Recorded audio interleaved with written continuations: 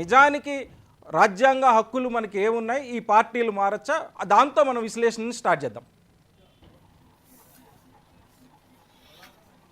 Wrong point దాంతో start చేయటం. ఎందుకంటే రాజ్యాంగం అంటే రాజ్యాంగం ఖచ్చితంగా చెప్పింది ఏంటంటే ఫిరాయింపులకు వ్యతిరేకంగానే చెప్పింది. పార్టీలో మినిమం ఎంత ఉంది కదా, ఆ సంఖ్య లేకుండా ఉంటాడో ఏదో ఉంది. అవును.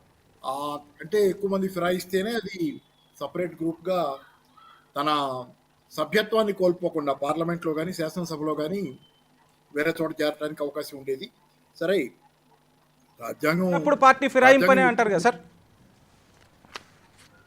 ఫిరాయింపని అంటాం, కానీ పెద్దగా నీతులకి విలువే ఉంది. ఫిరాయింపు అన్నంత మాత్రాన్ని ఏం మార్పు ఉంది?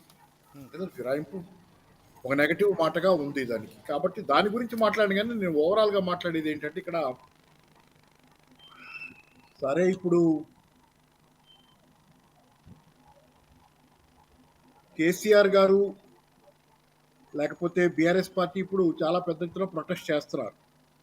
పొద్దున పోచారం శ్రీనివాసరెడ్డి గారి ఇంటి గారి దగ్గర కూడా బాల్కా సుమన్ వాళ్ళు ప్రొటెస్ట్ చేయడానికి వెళ్ళనివ్వనండి, లేకపోతే వాళ్ళు చెప్పినట్లుగా అయితే మా మనిషి అని వెళ్ళావు ఇంటికి, తీరా ఇది అనేది అక్కడ జరిగింది, అరెస్ట్ అనేది చెప్తున్నారు. ఏదేమైనా కానీ ఏంటంటే ఓవరాల్గా కొత్త ఏం కాదు. ఆయారాం గయారాంల చరిత్ర చాలా పాతది ఈ దేశంలో, దశాబ్దాల పాతది. ఎప్పటి నుంచో ఈ దేశంలో ఆయారాం గయారాంల చరిత్ర నడుస్తుంది. దానిలో తెలంగాణలో కూడా, తెలంగాణ వచ్చిన తర్వాత కూడా దానిలో మార్పు ఏమీ లేదు. ఉదాహరణ తీసుకుంటే నీవు నేర్పిన విద్య నీరజాక్ష అనే సామెత ఉంది కదా. ఇప్పుడు కేసీఆర్ గారు డైరెక్ట్గా ప్రొటెస్ట్ చేయలేని పరిస్థితి ఉంది. మీరు గమనించండి, ప్రధాన నాయకులుగా ఉన్న కేటీఆర్ కానీ కేసీఆర్ కానీ దీనికి సంబంధించి ఇంతవరకు వ్యాఖ్య చేయాల.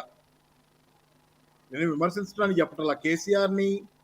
కేసీఆర్ కంట్రిబ్యూషన్ టు తెలంగాణని తగ్గించకుండానే ఆయన చేసినటువంటి తప్పులు, ఏ తప్పులైతే కొంత పార్టీని నష్టపరిచినాయో ఆ తప్పుల గురించి చెప్పాలంటే, ఆయన అప్పుడు 88 సీట్లు రెండోసారి 2018లో రెండోసారి 88 సీట్లు వచ్చిన తర్వాత ఇక ఆయనకు అవసరం లేదు నిజానికి. ఇంకా అంతకంటే అదనంగా ఆయన పార్టీ స్థిరత్వం కోసం ఇతరులు ఎవరో ఏదో చేస్తారనే భయంతో అదనంగా అవసరం లేని స్థితిలో కూడా కాంగ్రెస్ని ఖాళీ చేద్దామనే ప్రయత్నం చేశారు.